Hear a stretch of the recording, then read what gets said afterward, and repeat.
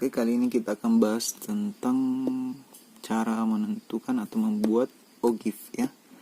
Nah, OGIF itu sebenarnya ada dua ya. Jadi ada namanya OGIF positif dan ada OGIF negatif ya. OGIF positif dan OGIF negatif. OGIF positif atau OGIF naik, OGIF negatif atau OGIF turun. Nah, untuk OGIF positif itu digunakan adalah frekuensi kumulatif kurang dari dan tepi kelas ya.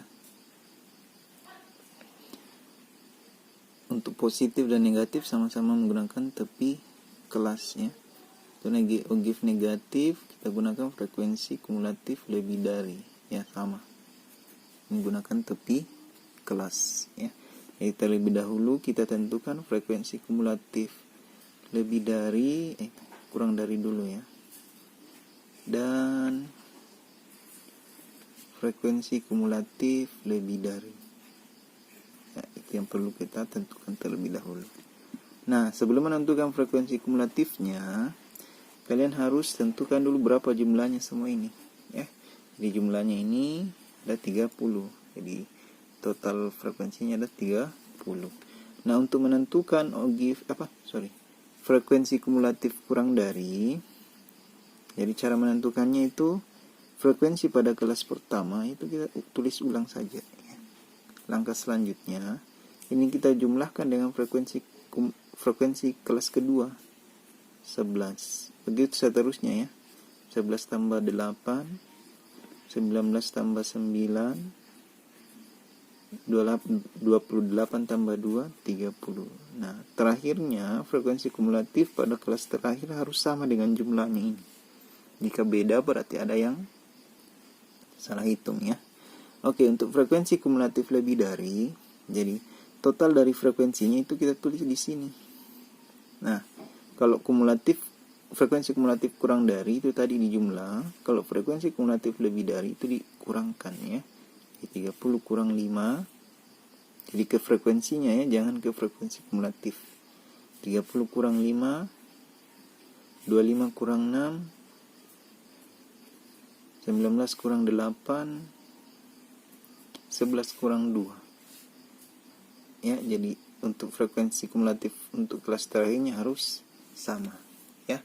Dalam menentukan frekuensi kumulatif, pada video sebelumnya kan saya sudah jelaskan tentang menentukan tepi kelas ya. Nah, ingat di OGIF juga menggunakan tepi kelas ya. Antar OGIF positif dan negatif itu bisa digabung dalam satu diagram ya. Oke. Untuk vertikal itu frekuensi kumulatif, untuk horizontal adalah tepi kelasnya ya. Jadi saya mau gabung antar OGIF positif dan OGIF negatif dalam satu diagram ya. Oke. Tepi kelasnya kita mulai dari paling bawah ya. Bisa ambil yang ini ya. Jadi tepi kelas bawah ya, 20,5. Tepi bawahnya ini 25,5. Tepi bawahnya selanjutnya 30,5. Terus 35,5, 40,5. Dan terakhir ambil yang tepi atas untuk kelas terakhirnya 45,5 ya. Nah, untuk frekuensinya kita gunakan skala 5 ya.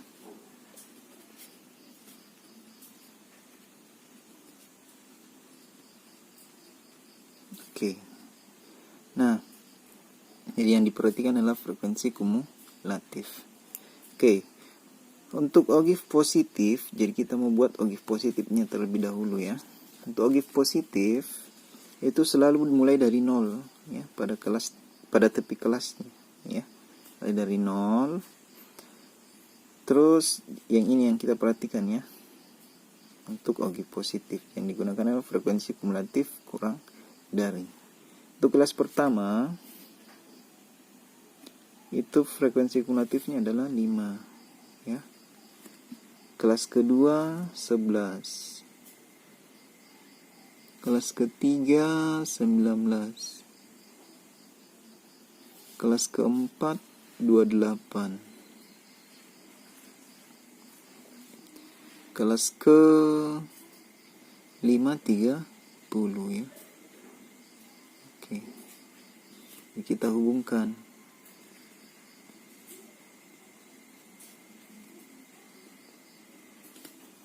Jadi ini adalah ogive positif ya. Oke. Nah, untuk ogive negatif, kelas pertamanya itu harus berjumlah 30. Jadi selama mulai dari yang awal sini itu pasti 30 ya. Untuk tepi kelasnya ya. Beda kalau kelas ogive positif tadi pertamanya ini pasti mulai dari 0 ya. Berarti nanti untuk ogive negatif pasti ujungnya adalah 0 ya. Oke. Terus kelas kedua adalah 25. Kelas ketiga 19 sama ya, kebetulan sama. Kelas ke enggak sama ya, tapi dia di sini ya. Oke. 19 nih. Kelas keempat 11 ya. 11 di sini. Kelas ke-6 2. Anggap di sini. Terus yang terakhir harus 0. Ya. Oke. Yang ini adalah ogive negatif. Oke, seperti itu. Ya.